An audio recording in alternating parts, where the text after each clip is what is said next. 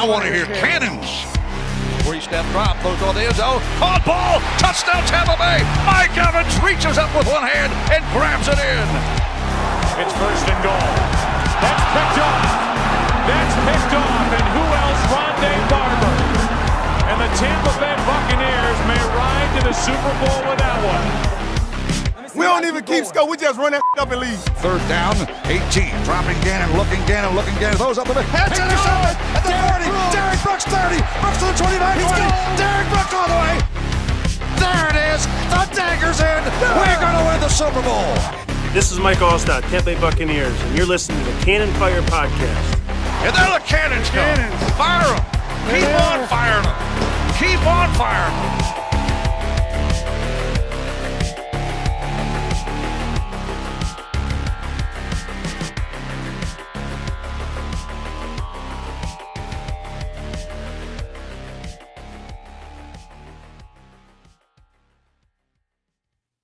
Hello and welcome back, ladies and gentlemen, to a brand new edition of the Cannon Fire Podcast, live on YouTube today.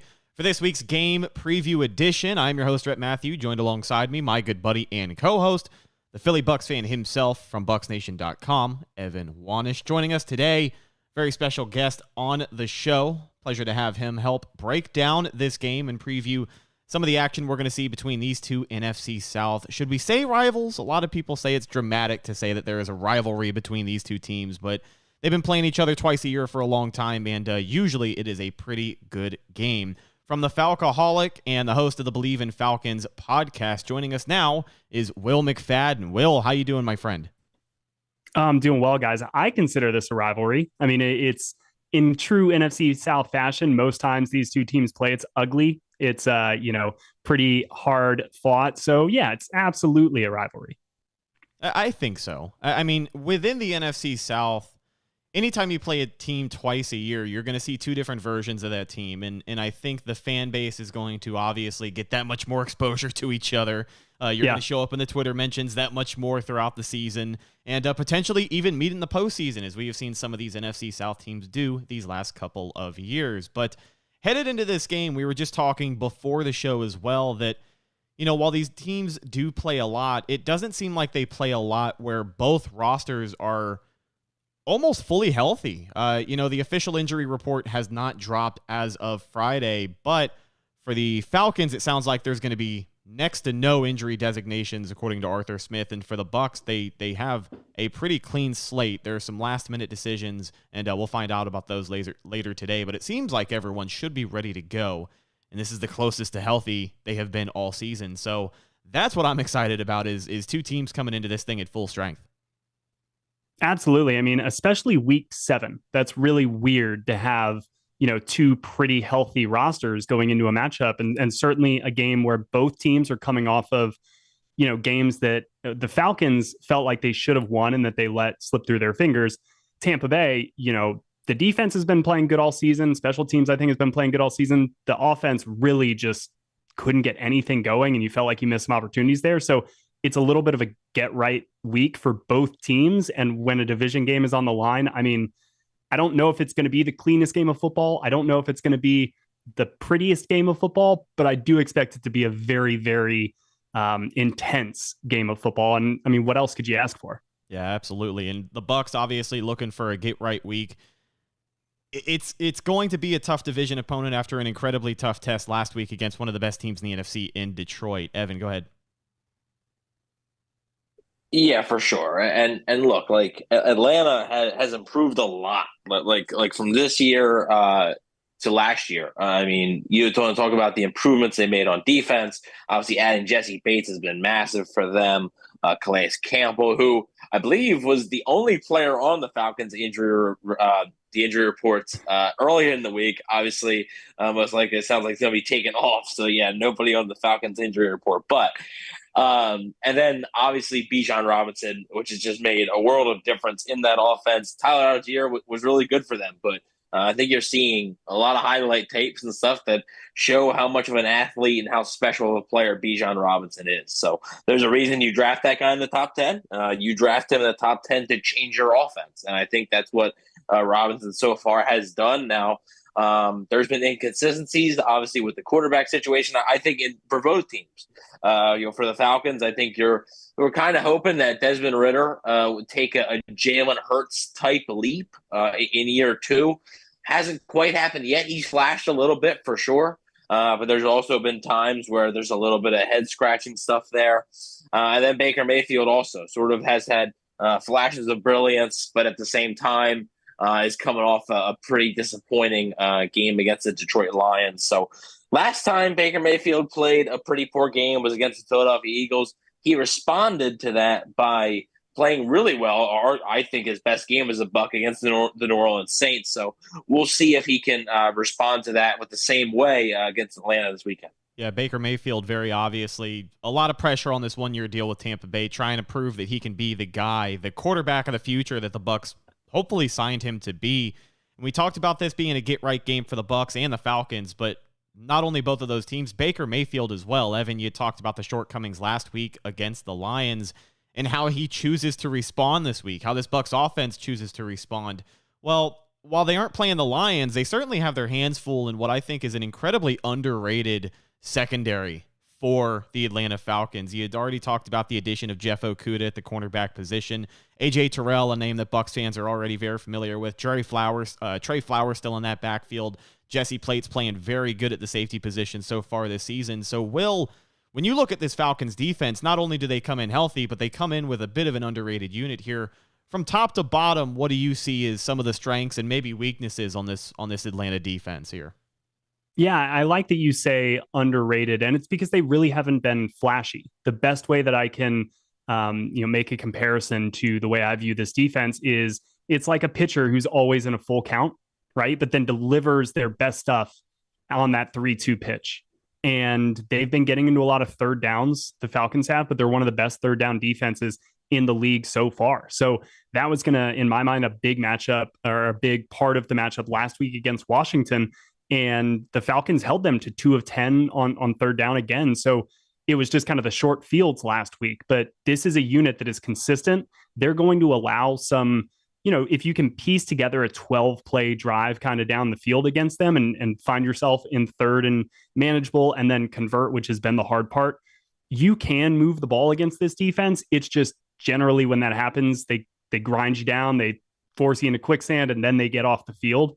But I spoke to Grady Jarrett. They want to start getting more turnovers. They want to start getting more sacks, some of these things that, really help a defense get off the field. But it's been the veteran additions, as you mentioned.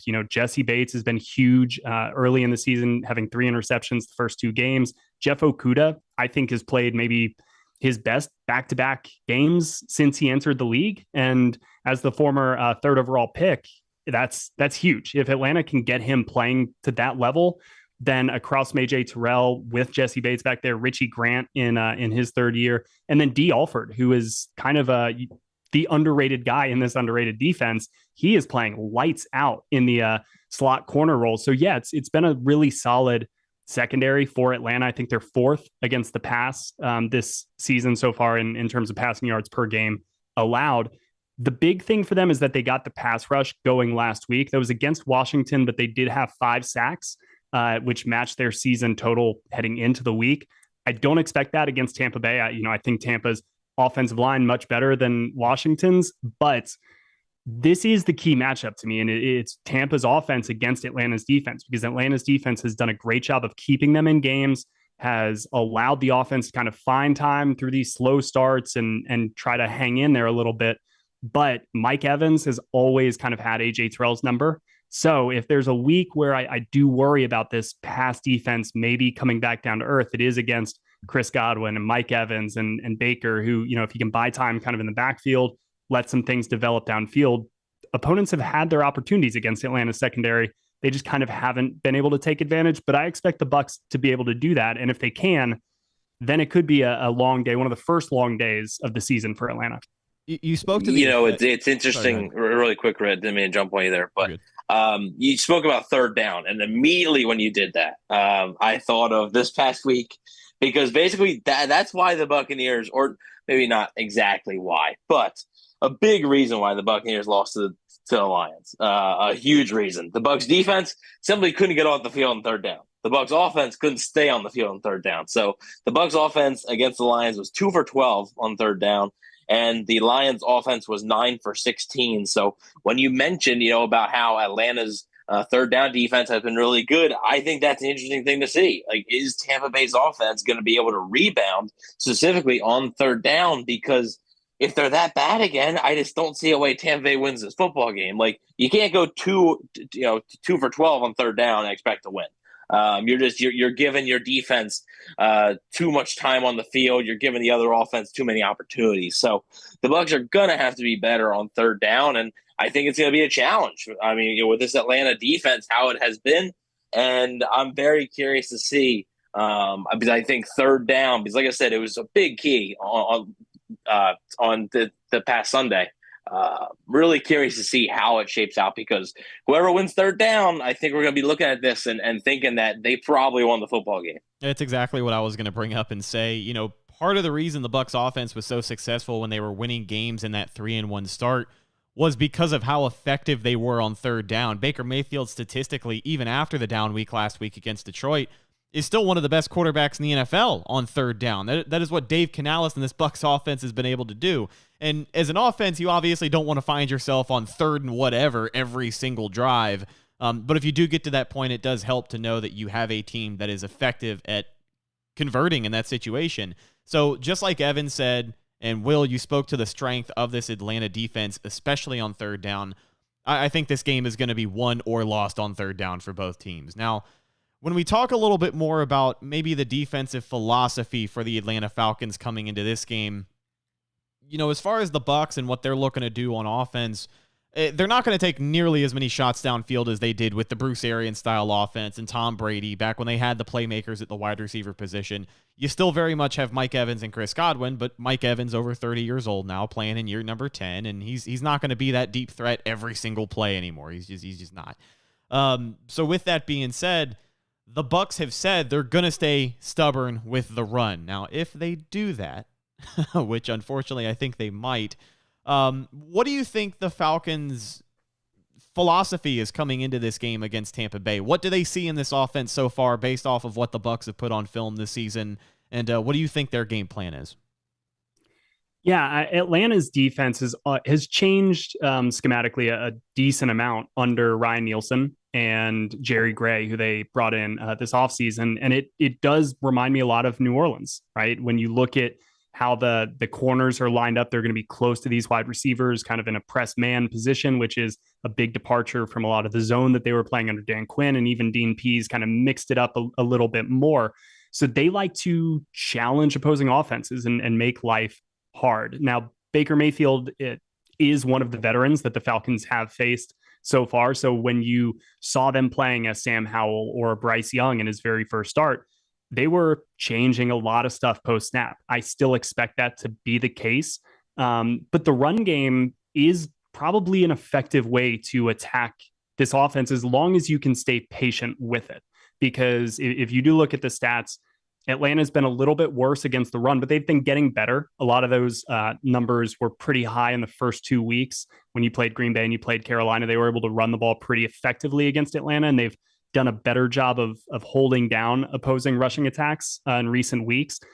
But there was something that Ryan Nielsen said in his introductory press conference that has just always been in the back of my mind when I think about this defense. And it's, Arthur Smith wants versatility on both sides of the ball. We know what he can do offensively, right? We've seen the examples of versatility there, but defensively, the versatility is almost like schematic in a way where he wants to first and foremost design the defense to take away the pass. So he wants to take away the opposing passing game with kind of the scheme first and foremost and say, okay, we're going to make it very hard on you just because we got enough dudes back there, or we're changing up looks post snap, or we're just kind of going to frustrate your passing game a little bit. And then they kind of allow the boots on the ground to handle the run game, right? You may be in a disadvantageous situation when the ball is snapped to defend the run, but we trust that our guys are smart enough. We trust that our guys are, quick enough, tough enough, shed blocks, can rally and make the tackle.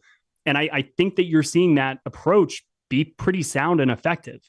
Where they will get in trouble a little bit is when that run game does start to generate some effective yards. And the Falcons, when the ball snapped, they kind of have these one gap. Everybody's shooting a gap, they're filling it. If you can make one man miss, or if somebody overshoots a gap and they get blocked or what have you, you can get a 6-7 yard run right off of that before the safety kind of comes down and make that tackle. So we've seen the offenses that have success against Atlanta, Jacksonville, Detroit.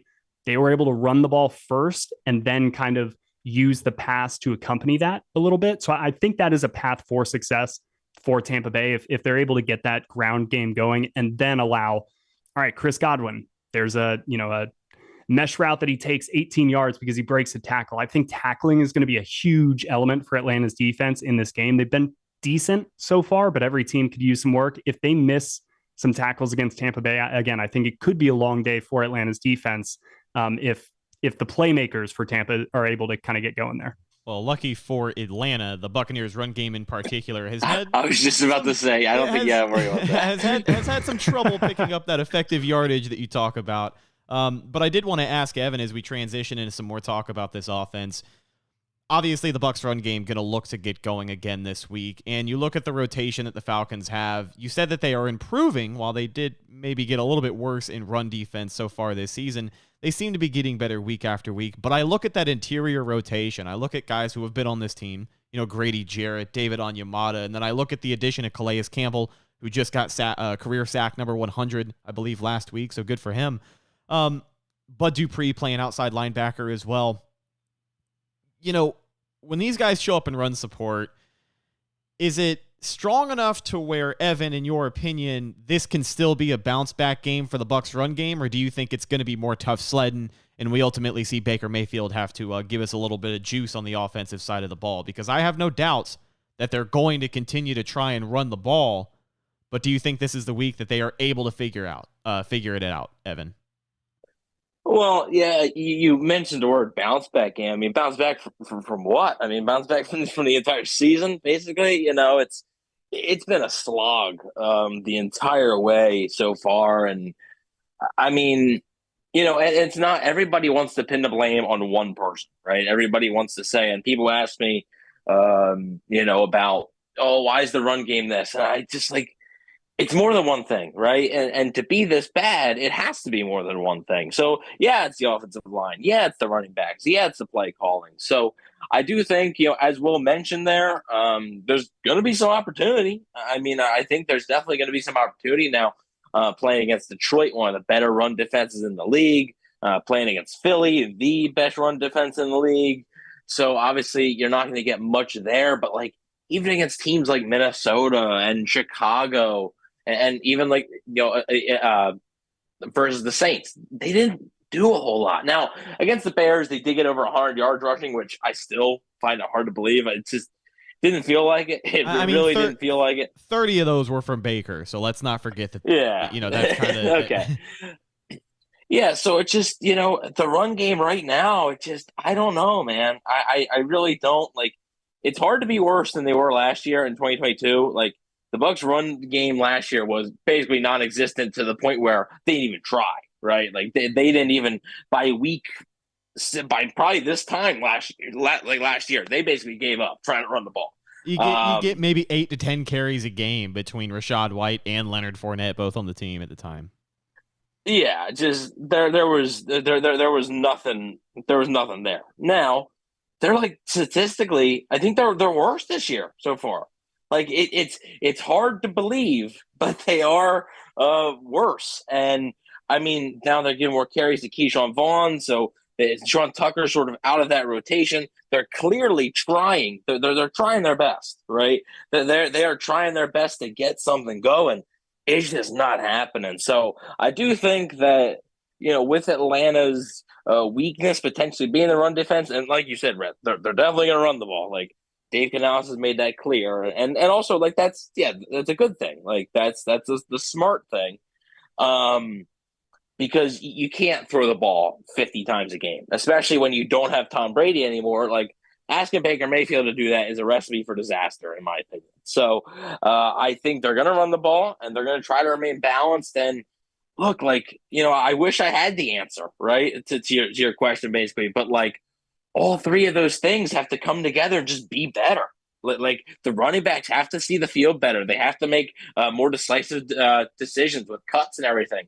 The offensive line needs to open up the lanes for those running backs. And the play calling has to be less predictable. I think that's one of the reasons the run game suffers too. Everybody knows, like, you can basically tell by formation, right? Like, when the Buccaneers against the Eagles are backed up on their goal line and they run out behind the center, right, underneath the center, and the only wide receiver on the field is Raheem Jarrett, what do you think is going to happen there? So, like, it's pretty predictable. I think they could do a better job of that. But, yeah, it feels like, if the run game can't really get going this week, I think it's pretty much a lost cause. Yeah, I think for the Bucs offense to get back to their winning ways this week, everything that we had just talked about has to go right. But play calling was the last thing I was going to cover before we talk about the defense headed into this one. Dave Canales, he's got to show us that creativity we saw against New Orleans. That was the most dynamic we've seen the offense this year. And it was obviously a breath of fresh air because they were coming off of a disappointing loss where it was probably his worst called game as OC against the Eagles. So he's going to look to bounce back, but I think the recipe for success maybe isn't even mixing up the run game, but just giving Baker better looks. Obviously, the offensive line is going to need to block a little bit longer than they were able to last week against a ferocious pass rush in Detroit. But something's got to give, and hopefully Dave Canales can come up with a game plan this week that doesn't leave them floundering like they were this time last week. And also, this run game doesn't need to go for 150 yards. No, it doesn't. You don't need that. But, like, can you get over 60? Like, I mean, it doesn't need to be spectacular. It just needs to be much better than it has been.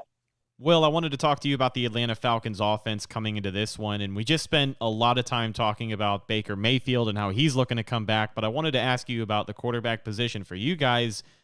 Is Desmond Ridder looking like he's the guy? Because week in and week out, depending on who you ask, they've either given up all hope or they're telling everybody to be a little bit more patient with this guy. Some weeks it looks like he has the tools. In other weeks, it looks like everyone's ready to kick him off of the team. So what are your thoughts so far on Desmond Ridder stepping up in this Atlanta offense? It surprises me that you would ask about Desmond Ridder. Nobody here in Atlanta is talking about Desmond Ridder at all. No, I'm just kidding. He's the number one topic of conversation because with the defense playing as well as it has, we saw last year what Atlanta's run game could do. And I think everybody just assumed that the run game would kind of pick up and keep right along the way it has been. That's not been the case. So there are some parts of the offense they're trying to figure out, but Desmond Ridder is the main part because he is the quarterback. And the last couple of weeks, he's shown some pretty nice growth, I think, as the offense itself has expanded. It was very, very clear against Detroit and against Jacksonville that we need to find, another way to be able to move the ball when teams are just absolutely loading up the box to stop the run, as pretty much every team has done this season playing Atlanta. The first two games, you were able to get by with a couple of explosive passes, a couple of big plays through the air that ultimately complemented your run game. And the run game was more of a part of the passing game. And it has been so far this season than it was last year. But Bijan Robinson is a big part of that when you can just kind of throw it to him in the flat and let him create in space. They didn't really have that element last year, and they do now. But 2 games in a row, over 300 passing yards for Desmond Ridder. The only issue was this past week, 3 turnovers. And not only that, but on top of those 3 turnovers, he just looked kind of flustered in some of these bigger moments. The clock was a big issue. And, a lot of people are putting that on Arthur Smith. A lot of people are putting that on Desmond Ridder. It kind of doesn't matter who it is. They got to get it cleaned up. So the passing game has been a big point of emphasis, at least among the fan base this week, because you are starting to see it evolve and develop, and not to the point where it's actively, I think, scaring opposing teams. And so that is the key, is they need to figure out a way to truly get defenses to look at the balance that Atlanta's offense projects and say, okay, we need to be able to defend Drake London and Kyle Pitts just as much as we need to be able to defend Bijan Robinson and Tyler Algier. They haven't yet found that type of chemistry, but I think when they do, it will really, really help Desmond Ridder overall. Like, first and foremost, it will help the quarterback because he's just facing a lot of defenses, I think, right now that expect what's coming, or at least they're saying, we're going to make you play left-handed. We're going to take away the run game. And now you got to beat us with Desmond Ridder in your passing attack. The last 2 weeks, they've been able to move the ball. Before that, they haven't. This week against Tampa Bay's defense, that to me is huge. Like I know I just said Tampa's offense, Atlanta's defense, but the defensive showdown that this game is probably going to be, it cannot be understated. Tampa's defense, if they're able to generate a lot of pressure, kind of knock these receivers off their routes early, disrupt some of that timing. I don't know if Desmond Ridder has been the best at kind of creating out of off script, out of the play itself. So that's kind of the way that I think they could rattle Desmond Ridder. But from the Falcons side, they have said they love his toughness, his competitive nature, just kind of the intellect that he brings to this offense, which does have a lot of moving pieces. We've seen his hard count or his hard snap, develop a little bit the last couple of weeks as well. He got Houston to jump 4 different times during that game, which was pretty big in the outcome. So it's a mixed bag. There's some growth, but just every time there's a little bit of growth, you have a game where it's like 3 interceptions. And that's kind of where the inconsistency has really held Atlanta's offense back, and by extension, the whole team back at times. And that is kind of the missing piece, I think, for Desmond Ridder in this offense, is just that consistency element. It'll be only his 11th start on Sunday, so it is still kind of early in his career. But a lot of people are saying, all right, it's not that early anymore. Now you got to start kind of showing us some more results and lead this offense to putting up more points. Taking a look at this Buccaneers defense, specifically the pass rush, that's been a big question mark these last couple of weeks, because while the Bucs did get a lot younger at defensive line, especially in that rotation in the interior, the production hasn't necessarily been there. You do have a defense that has played pretty well, good enough for this team to win a few games that their offense could not win them. And ultimately, they have forced a few turnovers, but getting after the quarterback, the sacks have not been there. They did get 3 sacks last week against Jared Goff, but it certainly didn't feel like it because he had all day to throw otherwise. But when I look at this matchup, I do look at a pretty good offensive line in Atlanta, but I'm not sure what's been going on with them early in the season. I know they have struggled a little bit, the offensive line in Atlanta. You got Jake Matthews at left tackle, Matthew Bergeron at left guard, I believe Drew Dalman at center, Chris Lindstrom at right guard, and Caleb McGarry at right tackle. In straight dropbacks, they were ranked pretty low headed into the season, but I mean, they've had their moments. And again, Jake Matthews is a talented left tackle, and they've been an okay unit, I guess, so far up until this season. But for a questionable Buccaneers pass rush who just got first-round draft pick Kalijah Kancey back last week, I'm curious to see what that matchup is going to look like and who ultimately comes out on top. Evan, your thoughts on the Bucs pass rush headed into this week? Yeah, I mean, it's been a concern for me. Now, just like you said, they had 3 sacks against the Lions. Sure didn't feel that way. Like it sure felt like Jared Goff, just every drop back, he was sitting there pretty much untouched. And a big reason was on the third downs, right? The third and longs. Everybody was complaining about how many third and longs the Buccaneers defense gave up. And it's been an issue. But, a big reason why is because they haven't been able to get a pass rush on third down. And Todd Bowles we know how blitz happy he can be at times. He's really tried to refrain from blitzing, especially in that Detroit game, but it just didn't work. And it seemed like every time he did blitz, it didn't work. It was picked up. So a lot of these guys, Shaq Barrett, Joe Tryon-Shoyinka, they're not winning their one-on-one matchups. Even when a blitzer comes in, like Antoine Winfield Jr. or Devin White or Levante David, they're not winning one-on-one matchups. I mean, Devin White has 0 sacks so far.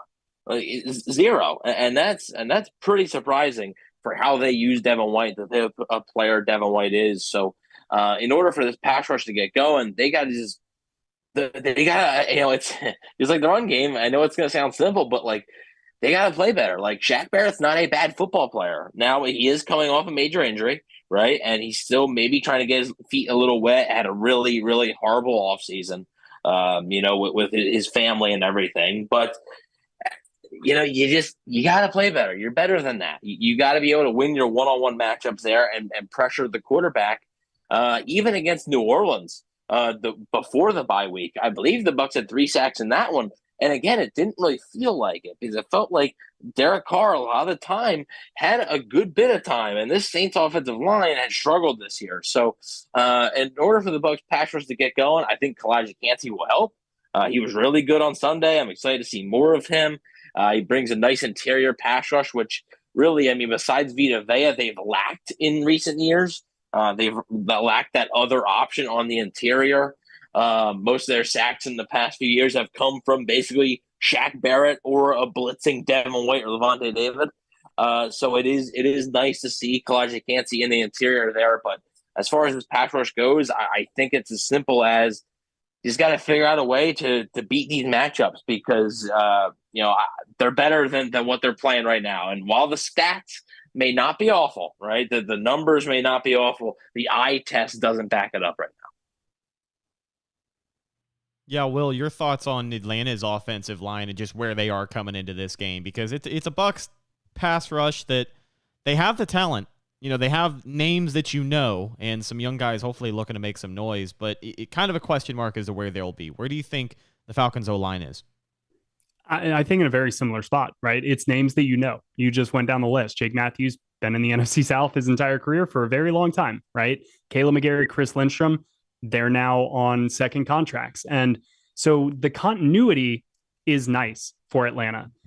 I think they are part of the mix of just this offense. It's something that Arthur Smith has said all offseason is he wants the offense to move closer to the realm of balance. Last year, given the offseason and the departure of Matt Ryan, bringing in Marcus Mariota, you did get the sense that they really did change up their offense. They went so different from the way that the majority of the league is going offensively. And they really just said, hey, we know we can do one thing well.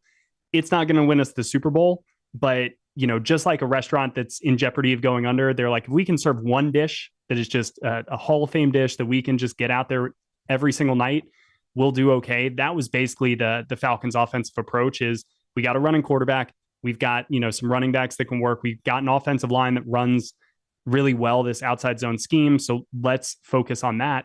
This year, as they're trying to bring in more of a passing element, bring in more of a drop back element, spread these guys out a little bit. Last year, Kyle Pitts was in line as a tight end a lot, not running a lot of routes. That's part of the reason everybody was so frustrated in fantasy, but it speaks to the way Atlanta's offense was working last year. They were first and foremost focused on the run. This year, not so much. And I think you're seeing the offensive line struggle a little bit, or at least come back to the pack in that sense. And I'm looking at some numbers on PFF right now. In terms of pressures allowed, Atlanta's played some really good defensive lines. So I want to make that clear first. They've played Washington this past week. They played Green Bay. They played Carolina. They've played some really good, Detroit, Jacksonville. These are solid defensive fronts, but they've been getting touched up, right? Jake Matthews has allowed 4 sacks already. That's as many through 6 games as I can really ever remember him having. He's given up 14 pressures. You look at Matthew Bergeron, who's a rookie. He's given up 12 pressures. Drew Dahlman, the center, who I feel like is having a pretty good season so far, 13 pressures. So you can get pressure on Desmond Ridder. The key is his mobility is nice. The Falcons have found nice ways to get the ball out quickly against good defensive lines. For instance, this past week against Washington, a lot of these quick slants, throws out of the backfield to Bijan Robinson or Tyler Algier, quick outbreaking routes, things like that. The difficulty comes when teams know that you have to kind of do that. And that's where they need the offensive line to be able to step up and hunker down for longer to allow these downfield passing concepts to develop a little bit more. But Washington especially knew that the Falcons were going to try to get the ball out quick, and they sat on a lot of these routes. And you look at the 3 turnovers, 2 of them were pretty, easy interceptions. Actually, all 3 were pretty easy interceptions, but 2 of them were just, hey, we're sitting on the inside route. We're right here, boom, jumping around and making a play. I think Tampa is probably going to be looking at that game tape saying, okay, even though their pass rush has not been getting home to the level it has in the past, the dudes are still there. They're still the familiar faces. Antoine Winfield Jr. has been effective when he has blitzed. I think that could be a little bit of an X factor in this game, is a well-timed blitz on a 3rd down or in the red zone or something like that could maybe swing it. The offensive line is improving. It's not been as bad, I think, as people want to make it out to be. It's just not as strong as it was last year. And that's pretty much the Atlanta offense in a nutshell. Is there's some parts that work, there's some parts that don't, but they're in the process of figuring it out. And whether or not they do, ultimately, I think will determine how the season shapes up. Before we wrap this thing up, sorry, Evan, go ahead. But before we wrap up, I had a two-parter. I had a two-parter here. Don't mean to put you on the spot, Will, but I'm going to. What is in your mind? What is the one matchup? Now you talked about being an X factor, right? What is the one matchup in your mind that you're looking at that you think is going to be a pretty big X factor in who wins this game? Is it something to where if the Bucs win this matchup, they're probably going to win the game. Like when you look at this matchup, what is the one area that you're looking and you're like, yeah, this is a pretty big one? And then also, really quick, just speak of how Bijan Robinson has changed that offense, because quite frankly, he terrifies me. And not gonna lie, he has Buck killer written all over him. Just a guy who for the next 10 years is just going to do ridiculous things to the Bucs defense, and they're not going to be able to do much about it. So those are my two questions there. I don't mean to put you on the spot, but I'm curious to hear your thoughts.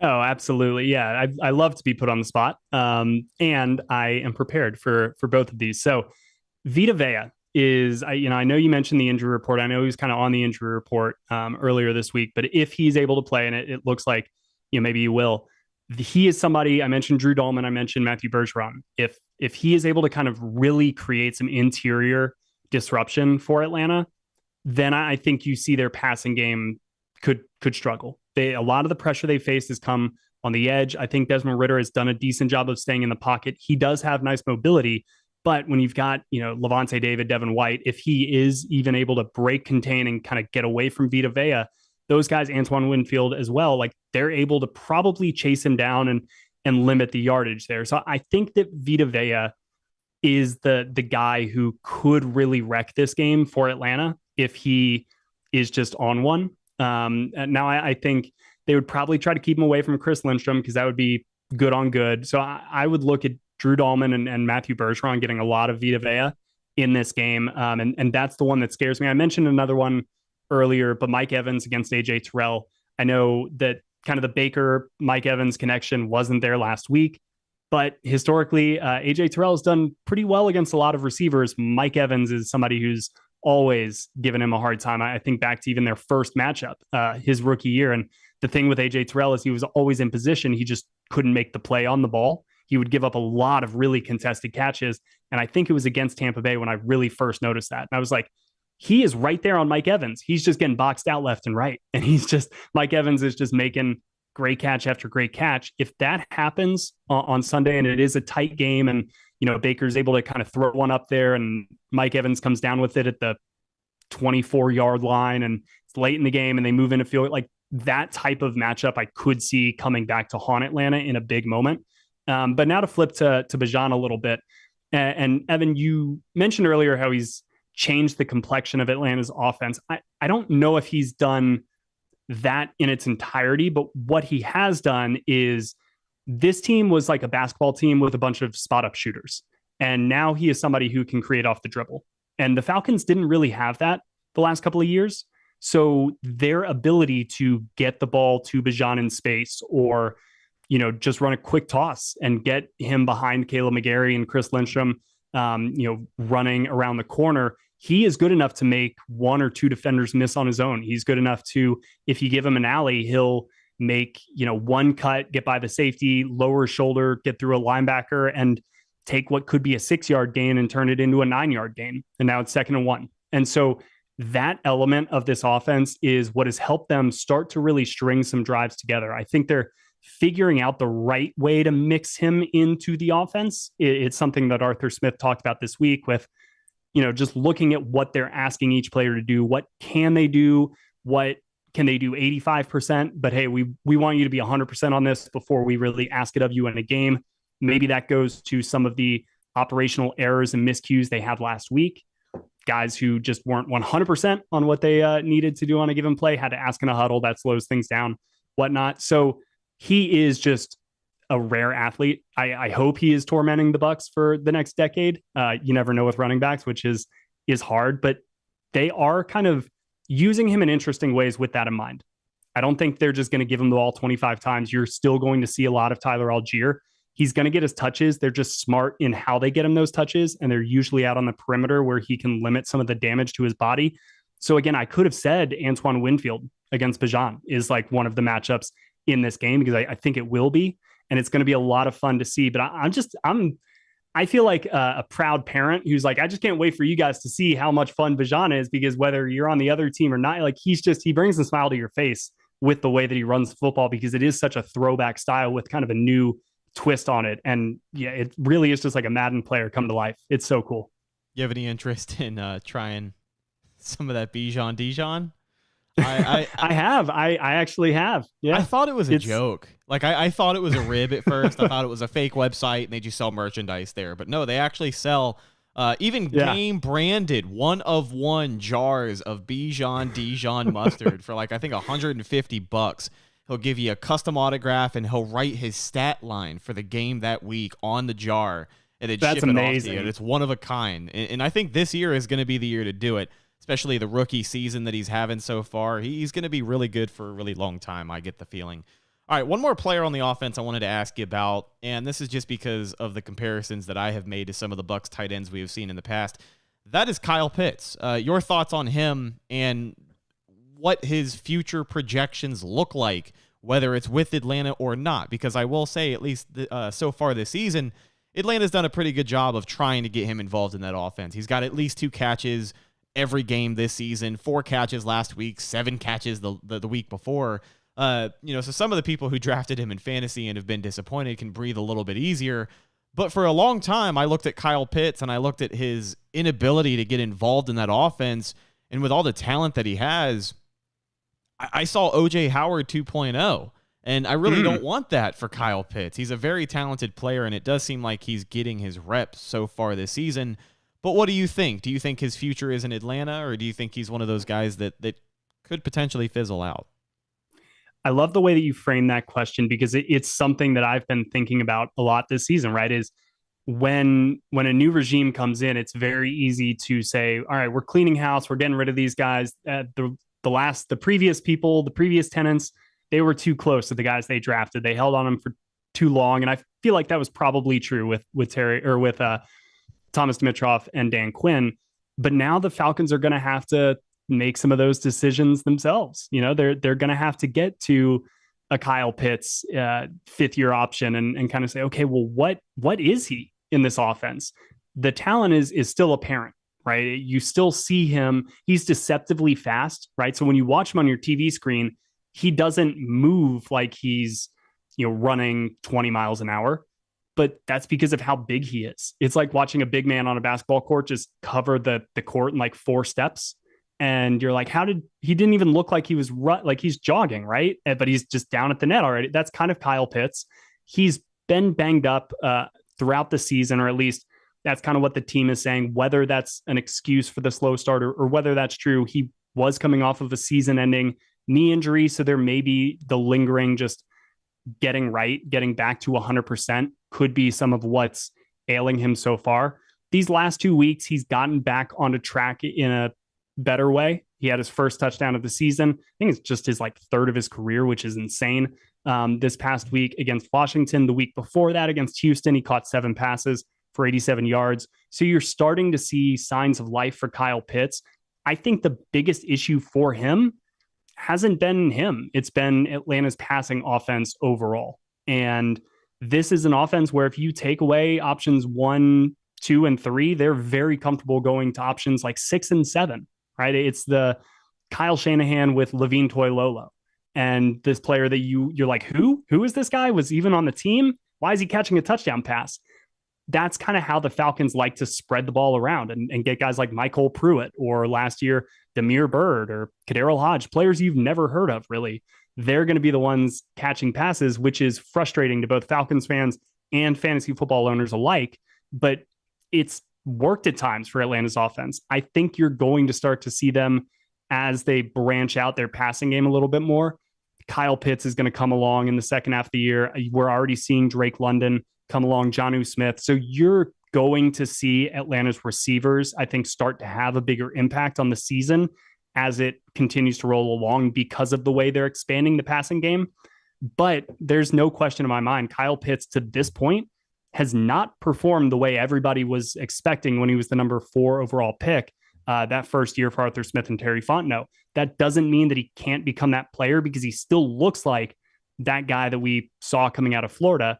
It just hasn't manifested itself in the NFL for one reason or another. But you're right to bring up OJ Howard, to bring up, there's a lot of tight ends throughout the league and throughout the league's history. Kellen Winslow Jr., right, who have maybe a breakout season or look like they're the next great thing at tight end and kind of don't ever repeat that for one reason or another. So it's a tricky position to figure out, and they're still trying to figure it out with Kyle Pitts, but things are trending in the right direction. Yeah, well, if they're looking to get him involved this week, all they got to wait for is the Bucs to roll out that soft zone coverage they have been playing, especially late in the game last week against Detroit, whenever they could not get off of the field, because holy hell does it open a lot of things up, especially when you get a pass rush that cannot get there. But both teams looking to bounce back this week, and we are ready for an exciting NFC South matchup, a tight division, the Bucs at 3-2, the Atlanta Falcons at 3-3. The winner of this game will be your leader of the NFC South division for at least the next week or so. Let's get to some score predictions. I will put mine out there first. I was actually talking to your buddy Kevin Knight from the Falcoholic on our show yesterday, and I will stick with my same score prediction. I think it's a lower scoring game. We talked about the importance of third down, and we talked about the importance of both of these defense coming into this one, and I think it's going to pay dividends. I do think it won't be as exciting of an offensive game. I do think there's going to be a couple of crucial third downs that both teams are going to want back and could potentially stall out a scoring drive. But I am taking the Bucs to win it in a close game. I think the last team with the ball will win. 24-21 is my final score. Evan, what is your score prediction?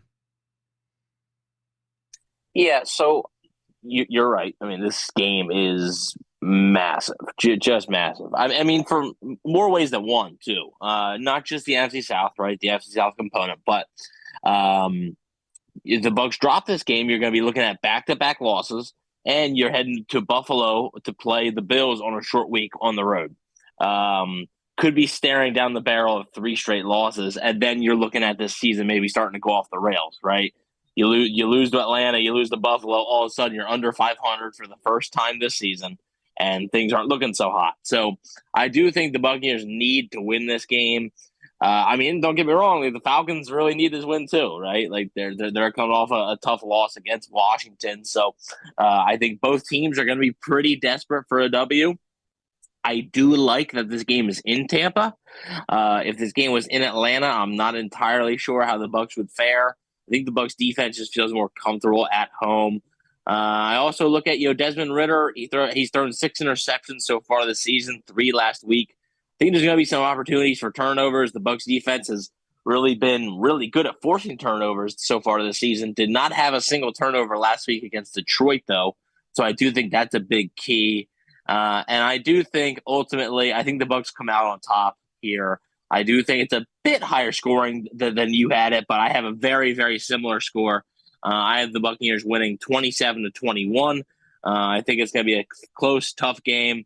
But I do think the Buccaneers just edge this one out. I think if what we've seen from Baker Mayfield so far, and I know the inconsistencies of his career, but I'm expecting a bounce-back game from Baker Mayfield here. So I do think the Buccaneers come out on top in this one. Well, yeah, I think to be the contrarian on this, and shocker, I'll take the road team in this one. But we're all pretty much aligned with. Think this is going to be a defensive battle. I think situational football is probably going to be key in this one. Third down favors the Falcons. The red zone favors Tampa Bay. So it's going to be. I really just don't see a way in which this is like a 32-3 game in either direction. It just doesn't feel like one of those matchups. I don't even know, frankly, if this is a score possibility. I haven't, it's been my answer for every podcast I've done this week, so I should probably look into this. But I'm going to say 23-19 Atlanta. I think it's just going to be one of these weird games. Maybe there's a missed extra point in there somewhere. Maybe there's a bunch of field goals for either team, but you'll get one of these weird odd scores that is indicative of kind of a weird, odd matchup. But to y'all's point, this is a huge game for both teams. I think this is one of the pivotal games of the 2023 season for both the Falcons and the Bucs and the NFC South, and just the landscape of kind of the NFC playoff picture. Because if Atlanta wins, yeah, they're in first place. They're feeling better. They've been inconsistent. They've been up and down. But like I said, the passing game's improving. You're seeing signs of growth, and maybe this is a step in the right direction. If they lose, you're 3-4. You're kind of in the same spot you've been the last 2 years when you finished 7-10. Nobody really feels confident about your quarterback. And then you can look at Tampa, and it's kind of like the same deal, right? You've got that Thursday night game against Buffalo. You don't feel great about, although weird things happen in this league all the time. But it's just neither team wants to lose this one, not just because of the division implications, but because of just the way that you feel like you're trending at that point if you drop 2 in a row. So I'll say Atlanta on the road because it's a division game, because I feel like they have to really be locked in after letting one slip away last week. I like them in a weird, funky game. But what else are we going to expect between these two teams? Exactly. Critical time of the season to find momentum, but all of these teams looking to finish in a highly competitive NFC South. I think it's really going to come down to the wire, just like it has in previous seasons. But ladies and gentlemen, that's just about going to do it for this week's game preview edition of the Cannon Fire Podcast. Very special thank you to our guest, Will McFadden from the Believe in Falcons podcast. He's also a writer for the Falcoholic. Will, where can people find you on social media and all of your awesome content?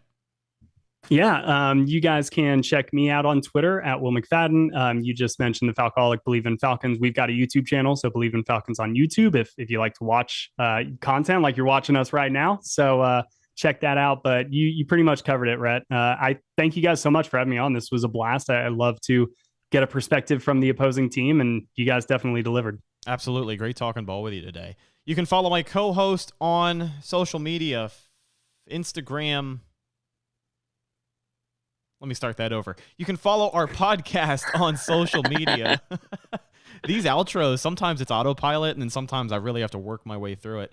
Follow the show on social media, Facebook, Instagram, and X/Twitter at Cannon Fire Podcast. Best place to go for updates on the show, and of course, Tampa Bay Buccaneer news as it happens. Speaking of Bucs news as it happens, you can follow my co-host Evan on Instagram at Bucs_daily, the #1 Buccaneers news page on Instagram. You can also find him on Twitter at EvanNFL, and check out his written work at BucsNation.com. Evan, what have you got in the hopper this week? Yeah, I actually have the Q&A scheduled for with Kevin Knight of the Falcoholic, so I'm excited for that to be out, and also my X Factor for this game. So I took a little bit of a break from that. We're back with the X Factors, though, so not sure if that'll be out today or tomorrow, but it will be out before the game, so keep an eye on BucsNation.com for that. Cannot wait. Last but not least, you can find myself, Instagram and Twitter at Rhettakus, RHETTAKUS. If you follow me, I will follow you back. Thank you once again to Will McFadden from the Believe in Falcons podcast for joining us. Just another great podcast under the umbrella of the Believe Podcast Network. We will talk to you guys Sunday following the game. Win, lose, or draw, we'll be live right here, youtube.com/Cannon Fire Podcast, taking some of your phone calls. So do not miss it. I'm your host, Rhett Matthew, signing off from my co-host, Evan Wanish, and our very special guest, Will McFadden. We'll talk to you in the next one. Until then, and as always, thank you for listening, and go Bucs.